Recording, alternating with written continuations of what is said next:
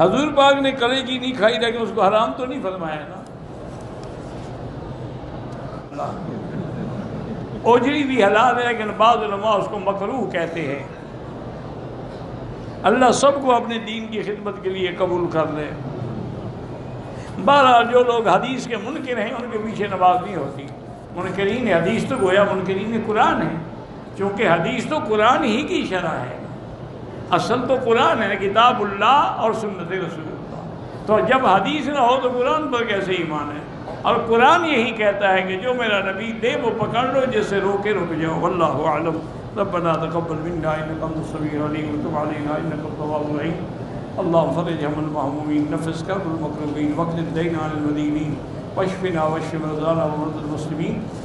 اللهم انا نسألك العفو والعافية المعافاة الدائمة في الدين والدنيا والآخرة. صلى الله تعالى على خير خلقه سيدنا محمد وعلى آله وصحبه أجمعين.